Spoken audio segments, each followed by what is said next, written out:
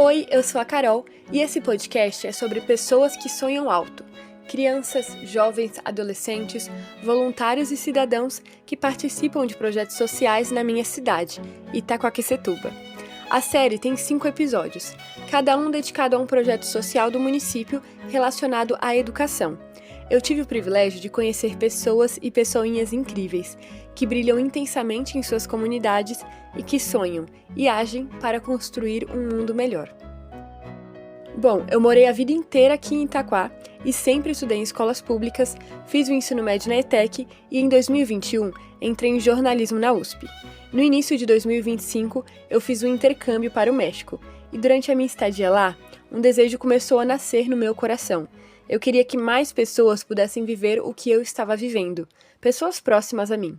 E foi assim que nasceu o Sonho Alto, um projeto social de aulas de inglês, espanhol e reforço que eu fundei no meu bairro, o Jardim Itapuã, com a ajuda de amigas.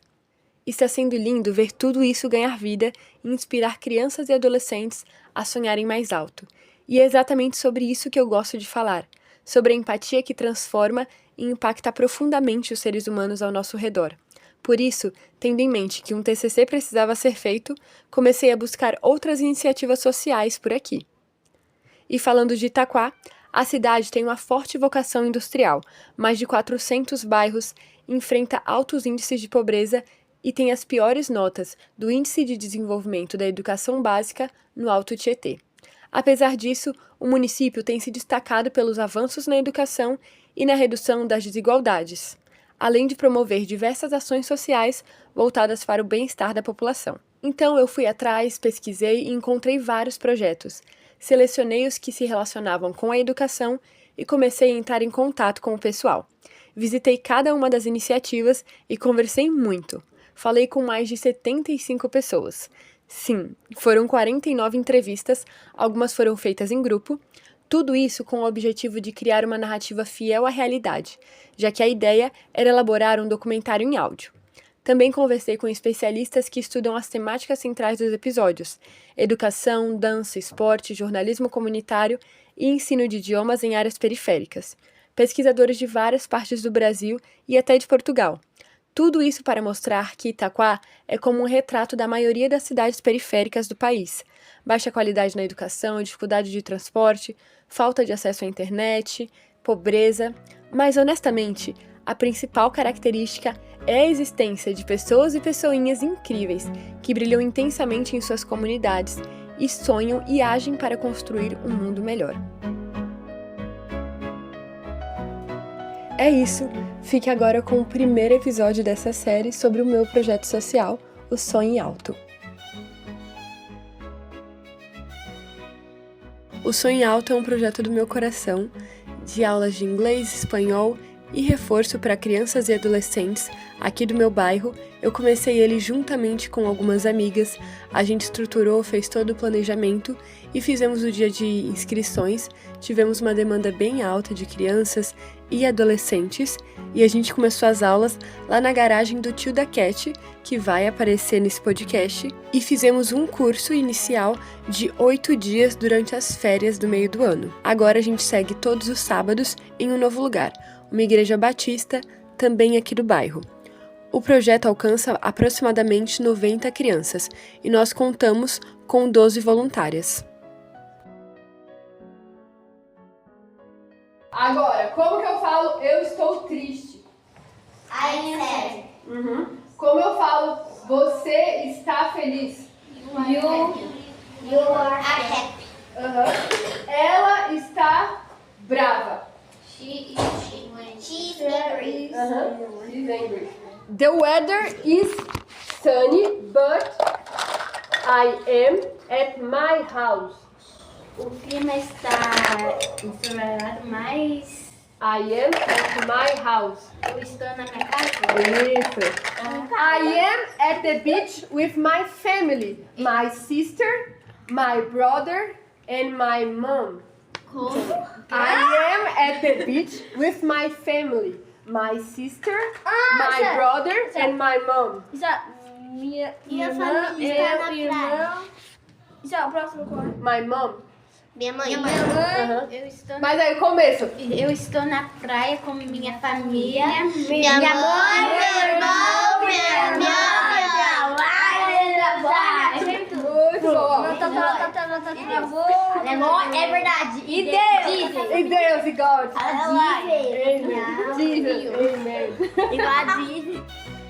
Eu começo falando com a Manu, que é uma das minhas melhores amigas. Ela tá acabando o ensino médio e participa do projeto. Quando eu tava no meu intercâmbio, eu mandei um áudio pra ela falando da ideia do sonho alto. Então você lembra do áudio que eu te mandei? Sim, eu lembro que você estava muito apaixonada e acho que com esse desejo de compartilhar o que você estava vivendo.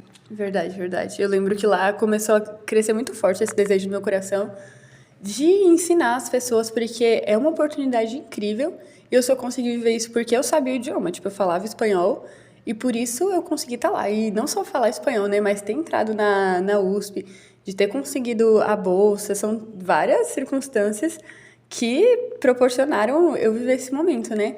E eu quero muito que, tipo, todas as crianças desse projeto, elas possam viver isso e começar já de criança inspirando eles, né? Tipo, afirmando que eles conseguem, que eles podem. Eu estando lá, eu pensava, nossa, a Carol pequenininha nunca queria imaginar que isso ia acontecer. Eu também conversei com a Cat e com a Ingrid, que são minhas amigas desde sempre, sobre o projeto. A Ingrid está estudando enfermagem e a Cat está estudando direito. Eu me interessei porque de início a Carol chegou com uma ideia muito boa e muito animada. Aí eu falei, não, se a Carol tá tão animada assim, né, é amiga, a gente apoia. Aqui no bairro a gente não tem esse tipo de recreação. Quando ela veio com essa ideia, ela só falou, gente, vamos. A gente vamos, então vamos, né? Metade das voluntárias do projeto são adolescentes, são minhas amigas, são amigas da minha irmã e elas fazem acontecer. Meu nome é Mariana Chibiru, tenho 17, eu moro lá no Marinho. Meu nome é Ana Clara, eu tenho 10 anos, eu moro aqui em Itapuã. Meu nome é Isabela, eu tenho 14 anos e eu moro aqui no Itapuã. Meu nome é Maria Isabel, eu tenho 16 anos e eu moro aqui mesmo no bairro. Primeiro o projeto começou sendo na minha casa, então eu sempre fui ali ajudando e virei voluntária. Eu fiquei sabendo por causa da Stephanie, né? Ela contou pra mim que ia ter o projeto, eu já gostava mesmo de trabalhar com as crianças mesmo, aí eu fui nessa aventura. Eu também gosto bastante, às vezes a gente dá uma louca que se irrita assim com as crianças, que é normal, mas é bem legal, eu gosto bastante. E eu acho que é bom até pra gente sair um pouco daquilo que a gente sempre fica fazendo. E como são crianças do próprio bairro, eu acho que acaba, tipo assim, trazendo mais conexões com elas mesmas. Bastante crianças acabam se conhecendo, acabam virando mais amigas, não ficando dentro de casa o tempo todo, e sim aprendendo uma nova coisa. É gratificante ver as crianças aprendendo, elas se envolvendo assim tanto. Eu gostei que, tipo assim, é todo mundo aqui amigo. E com esse projeto assim, a gente meio que vira uma família, né? E também é muito bom pro nosso desenvolvimento, tipo, pra comunicação. Bom, eu sou a Giovana, tenho 25 anos e comecei a participar do projeto tem mais ou menos um mês. Eu sou a Evelyn, também tenho 25 anos, comecei junto com a Gi mais ou menos um mês também. E eu acho que é muito importante, se a gente pode, tudo que a gente pode fazer pra devolver a comunidade, mesmo você fazendo parte dela, é muito importante, porque nós não somos as pessoas mais privilegiadas do mundo, só que a gente teve muitas oportunidades que muita criança nunca nem vai ter. Então a gente fazer com o pouco que a gente pode, com pouco conhecimento, com um pouco de recurso que a gente tem é muito importante para devolver a comunidade, né? A gente não vem de uma família privilegiada, a gente não é de um bairro privilegiado. Tudo que a gente conquistou foi com muito esforço, foi porque a gente teve oportunidade. Então a gente conseguir passar o que passaram pra gente, para essas crianças, é um privilégio. Para elas chegarem no mesmo momento que a gente está chegando agora. A Evelyn é advogada e a Gi está trabalhando como vendedora e estudando fisioterapia. É um amor que tá em tudo. É que vai muito além, né? Tipo, tem a parte da comida, tem a parte de arrumar, de comprar. Então, tipo, não fica só preso numa sala de aula, né? Minha mãe, ela tem uma frase. Do que adianta venha vosso reino e vosso reino nada. Não adianta a gente querer tudo pra nós e na hora de retribuir, estou ocupada, eu não tenho tempo, eu não quero, não estou afim, estou cansada, não estou bem. As crianças, elas precisam de apoio. Em mim, o que mais impactou é que fez eu sair da bolha. Porque são crianças ali que vivem na mesma situação que a gente viveu a vida inteira. Vivem no bairro que a gente viveu a vida inteira e podem alcançar muitas coisas a qual a gente tem alcançado. Que era, quando a Ingrid ia respondendo, veio isso na minha cabeça, né? Que assim, eu tive a mesma condição que essas crianças têm. Mas, diferente de muitas delas, eu tive estrutura familiar. Então, eu tive pessoas que me apoiaram falando assim, não é assim que você tem que viver, não é só isso que você tem que aceitar, você não precisa viver na mesmice, você não precisa se acomodar. Tipo, você tem condições sim de levantar, de estudar, de ler, de ir atrás do que você quer, de sonhar, entendeu? E muitas dessas crianças, elas já são, além de ver a situação que elas vivem, elas não têm esse encorajamento. E se a gente teve esse encorajamento, a gente tem que dar também. A parte financeira, como funciona a parte financeira? No começo, eu e a Ingrid, por esse bairro, apresentando projeto, Andamos, viu? em busca dos patrocinadores. Falei a Ingrid. Andamos léguas atrás de léguas. Andaram, se humilharam. Caramba! Literalmente, a gente se humilhou. Toda vez que a Carol apresentava o projeto, eu falava, Carol, dá ênfase na garagem, dá ênfase, porque... Porque as pessoas vão olhar, nossa, tadinhas, elas querem fazer algo tão bom, mas numa garagem, vamos ajudá-las, realmente, gente. Eu falei isso daí pra minha mãe, ela concordou, realmente, você tem que dar ênfase. Nossa, eu acho que ter falado da garagem garantiu. Porque, e a gente foi em muitos lugares, né, tipo nas empresas, nos comércios do bairro, e o pessoal se interessa, né? Tipo, se interessa em ajudar, muitos se interessaram, e tipo, é isso que tá sustentando o projeto, né?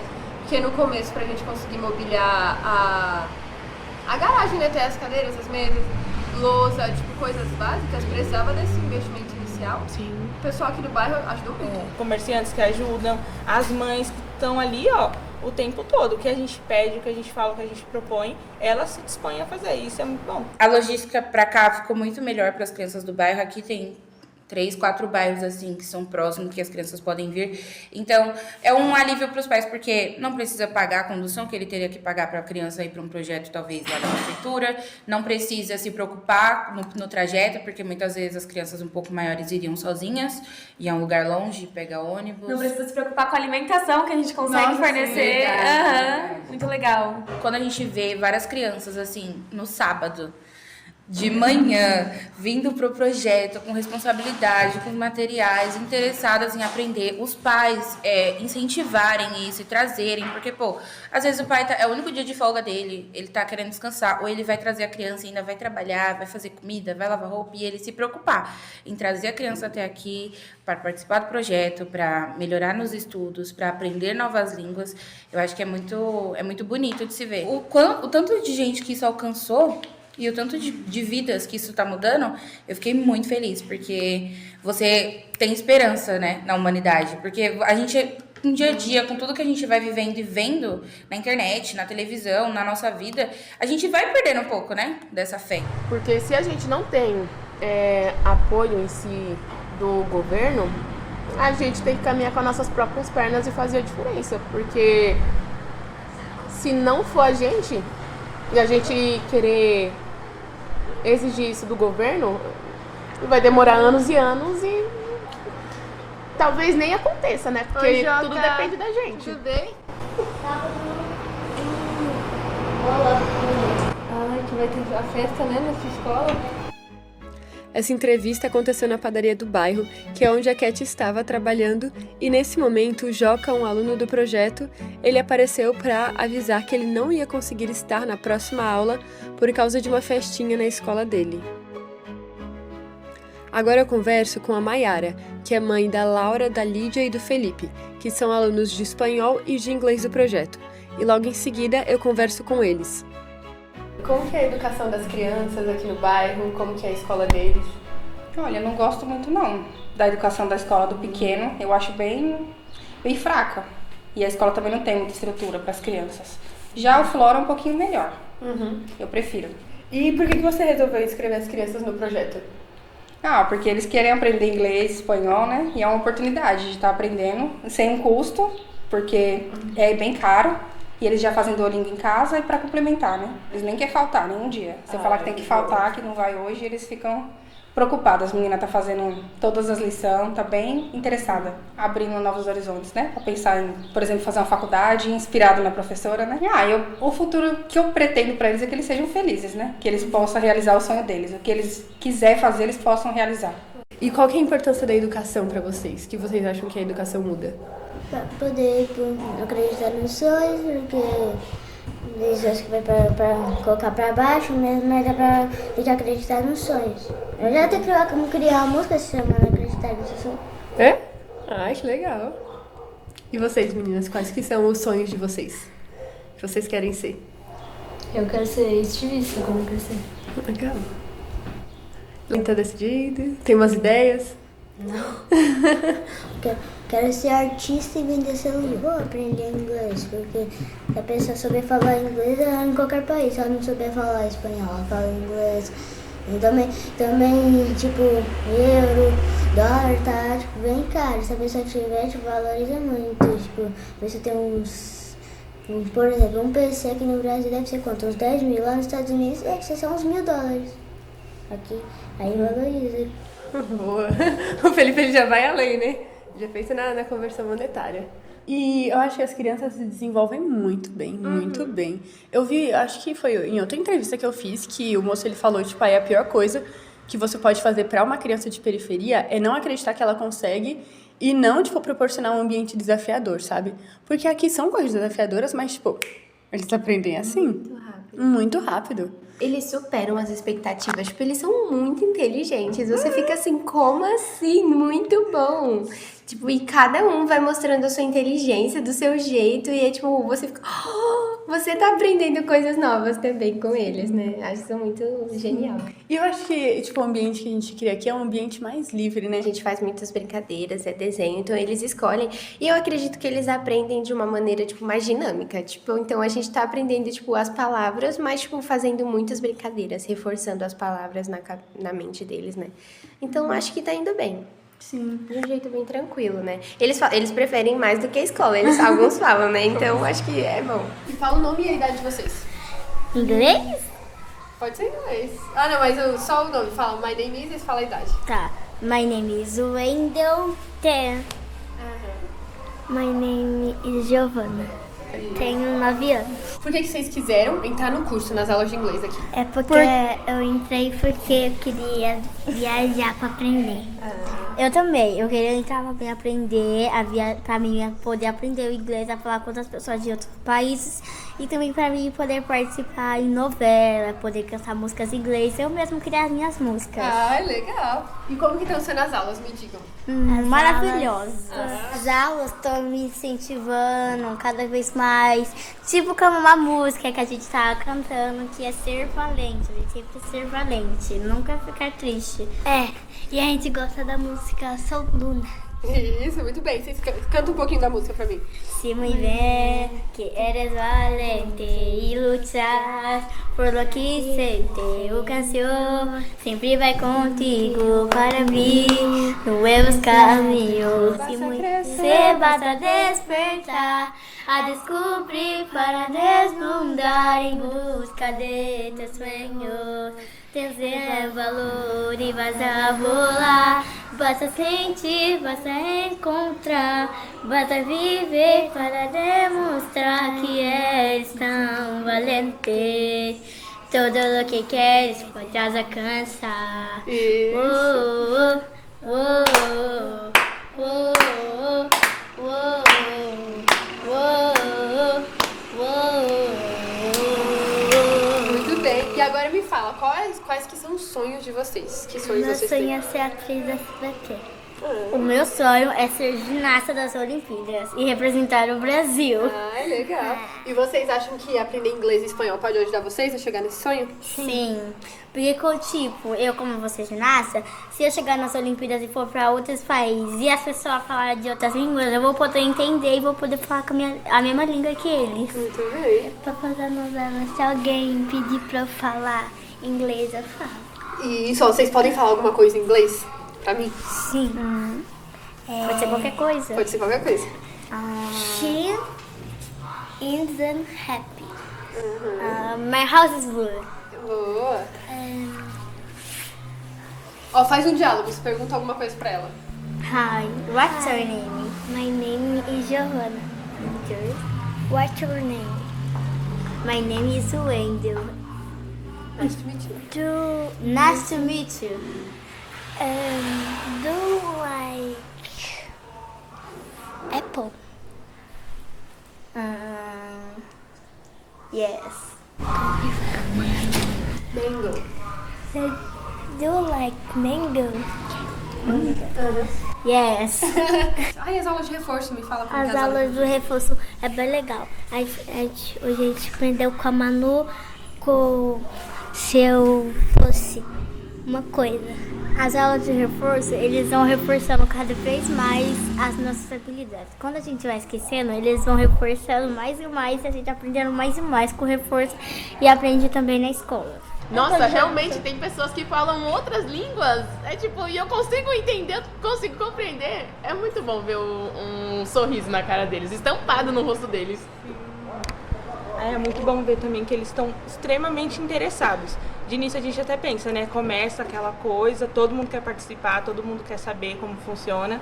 E depois vai esfriando, eles vão desanimando. E eu fiquei muito feliz com isso, que eles não desanimaram em momento algum. Tipo, toda semana eles estão ali felizes, eles querem aprender, eles querem saber mais. Né? Porque até pra produzir esse conteúdo, eu tava pensando, tipo, mano, eles vão começar do zero, tem que ser uma coisa mais interativa. Então a gente fez os quadrinhos, né? E com o pessoal do México que eu conheci no intercâmbio. E elaborar essa coisa do conteúdo de uma forma que é aplicável a eles, né? Então o primeiro quadrinho foi 2 pessoas se conhecendo. Então, tipo, falando do que você gosta de videogame. Eles conhecem videogame, sabe? É o nome da minha irmã, tem irmão, sabe? São coisas que estão no cotidiano deles, não é uma coisa, tipo, super americanizado. São pessoas se conhecendo. Eles decoram as palavras, tipo, sorvete, essas coisas. Eles vão decorando isso do videogame. Sim. Então, fica na mente deles, né, esse diálogo. E até, tipo, esse teve uns que decorou tudo. Falou, tipo, não, eu sei o diálogo inteiro, eu sei todas as falas de todos os personagens. É um sistema que funciona, né? Porque eu aprendi dessa forma também. Tipo, de ter esse input, né? Tipo, vi um conteúdo que faz sentido pra mim. Aí eu estudo muito esse conteúdo e ele, tipo, gruda na cabeça, sabe? Por ser uma coisa interessante. E até, tipo, de seus desenhinhos, aí eles podem pintar, eles perguntam. E a gente, tipo, estudando mesmo, né? Escrevendo na lousa. E o conteúdo que a gente usa no projeto para as aulas de inglês e de espanhol, eles foram desenvolvidos por mim, juntamente com os amigos que eu fiz no México, e também a gente acaba variando nas aulas, buscando algumas dinâmicas, brincadeiras, de acordo com o desenvolvimento das crianças e com o conteúdo que a gente acha bom de ser aplicado, e assim nas aulas de reforço também.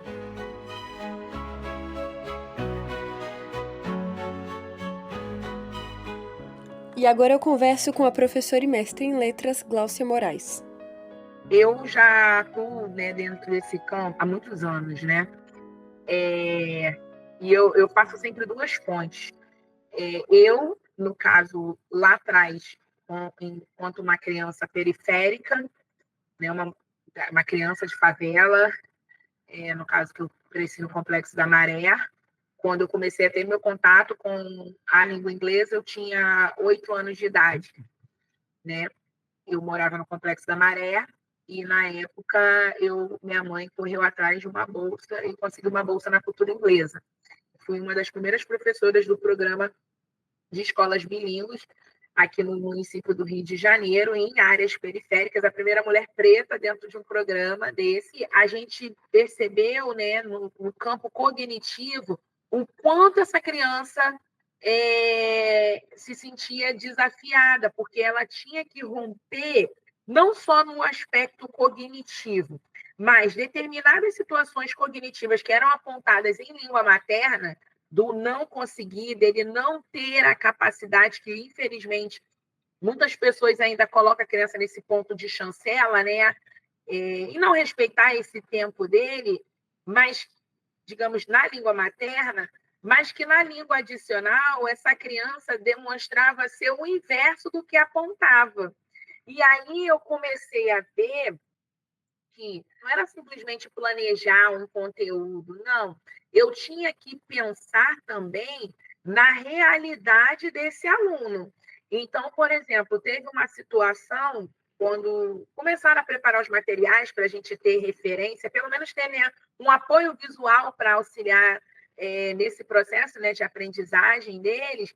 Na primeira versão do material, eu lembro que quando mandaram, né, o capítulo, digamos, relacionado à família, né, family, os alunos ficaram de 4, 5 anos de idade parados assim e não conseguiam compreender aquelas imagens, que muitas vezes o conteúdo, mesmo sendo planejado, o ponto de chamada, o ponto de atrair a atenção deles era em cima das vivências e das bagagens de vida que eles tinham. Então, eu me recordo que os alunos falaram isso. Miss Glau, que eles me chamavam de Miss Glau. Miss Glau, eu não estou vendo a minha família aqui no livro. E eu fiquei com isso na cabeça. Eu fiquei assim, não está vendo a família no livro? E, assim, na hora, claro, eu na sagacidade, né, eu falei assim, como é que para você é a sua família? Aí eles me disseram, eu não tenho um father, eu não tenho uma mother, eu moro com a minha grandma. Aí eu comecei. E a minha grandma, ela não tem esse cabelo cinza, né? Tipo assim, cabelo branco. E aí eu fiquei assim. Aí eu lembro que esse aluno, na hora da saída da escola, ele me pegou pela mão e Miss Glau, eu vou te mostrar a minha grandma. E aí, quando ele foi me mostrar a grandma dele tem a idade que eu tenho hoje, 37. Não adiantaria ficar, what's the weather like today? Se eles não conseguissem assimilar, ou pelo menos fazer uma ponte, uma conexão com situações do dia a dia deles. Então, eu lembro que quando nós trabalhamos a ideia de weather, eles fizeram aos poucos ali na nossa roda, né, da rotina, da contação de história, foi a hora que eu lembro que os alunos tiveram uma virada de chave. Eles falaram assim, usaram em português mesmo. E aí eu fui falando em inglês, né, ali aquela linha, acompanhando com eles, trabalhando. Aí eles então quando tá sunny, é quando a minha mãe pode ir para a laje estender a roupa, né? Dar banho no cachorro e tal. E quando tá... E eu lembro quando eles falaram isso. Quando tá raining, aí eu lembro que os alunos pegaram uma cesta, tipo um balde que tínhamos na sala, como se fosse cesta de lixo, que era adaptado a uma cesta de lixo, e eles simularam que as mães tinham que botar espalhados pela casa por conta dos buracos que tinham no telhado em decorrência dos tiros que tinham, que quando dava tiro para o alto a bala caía, então furava o telhado, né, das casas. Então, assim, olha a minha realidade, né, o meu enfrentamento.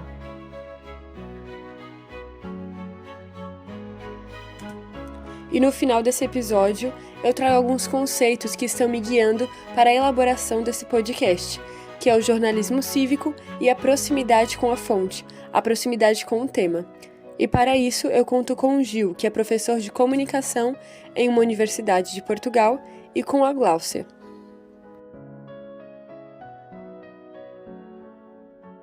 E é um tipo de jornalismo em que os jornalistas procuram refletir na sua agenda aquilo que são as preocupações da comunidade, mas da comunidade a partir das suas bases, a partir daquilo que na literatura se chama os grassroots, isto é, as raízes da própria comunidade.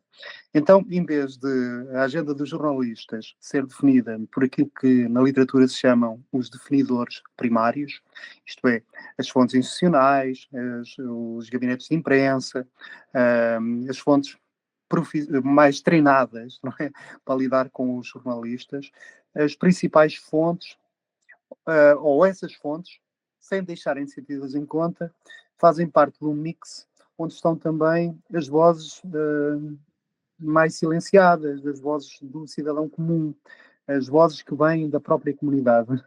E o jornalismo cívico tem como objetivo, precisamente, trazer a vida da comunidade para dentro do mix que é o jornalismo. Portanto, o jornalismo cívico procura constituir-se enquanto essa arena discursiva onde os problemas da comunidade são debatidos, são discutidos, etc. Portanto, não é apenas o jornalismo cívico não é apenas um eco ou um reflexo daquilo que se passa na comunidade, procura transferir para dentro de si o próprio pulsar dessa comunidade. Conduzir o leitor para aquela leitura, para aquela viagem, trazendo detalhes que você não encontra na internet, detalhes de observação do local.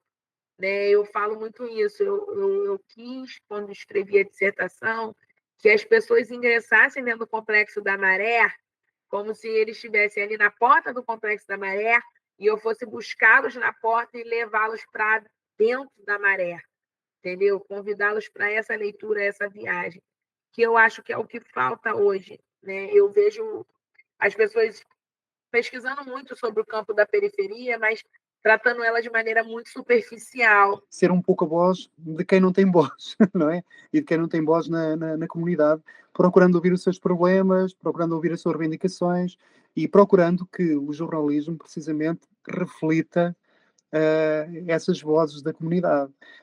Há aqui um desafio fundamental a fazer por parte do jornalismo. O que é necessário, Carolina? O que é necessário? É necessário que haja imaginação para fazer isso, que haja um sentido muito concreto daquilo que é a essência do jornalismo e que se leve essa essência do jornalismo às pessoas para que elas olhem para os jornais e confiem que os jornais são eles, quer dizer, que eles fazem parte dos jornais e estão lá os seus problemas, estão lá as diferentes perspectivas. A gente pensa que não está sendo notado, observado, a gente pensa que não está impactando na vida dessas pessoas, mas a gente está. E é esse o cuidado, né, que eu sempre peço às pessoas, né, o impacto que você tem que ter na vida da pessoa tem que ser um impacto positivo. Ela precisa lembrar de você como algo bom, né? Ela precisa lembrar de você como uma pessoa que teve uma forma de agir humanizada. E eu falo, se você quer trabalhar em periferia, se você quer trabalhar em favela, se você quer trabalhar, né, em espaços conflagrados, você tem que se despir de todos os seus preconceitos, de todas as formas de situações, de fala, de estigmas, de percepções que as pessoas a vida toda tentaram te convencer a respeito. Para falar com propriedade, você tem que viver aquilo ali, você tem que mergulhar naquilo ali e não partir do pressuposto, digamos, diante do olhar do outro. É importante um jornalismo que nos diga o que é que se passa em Gaza, ou um jornalismo que nos diga o que é que se passa em Washington, mas também é necessário um jornalismo que diga o que é que se passa na nossa própria comunidade e que vá lá a essa comunidade e que a comunidade se reveja nesse jornalismo, que seja tocada, não é, por esse mesmo jornalismo. As entrevistas, a produção, o roteiro, a locução e a edição deste podcast foram realizadas por mim, Caroline Kellen. A trilha sonora é a Hope Overture Lifting Classical, do Pixabay. E um agradecimento especial à professora Eun Jung, que me orientou nessa jornada. E também a toda a equipe do Som em Alto.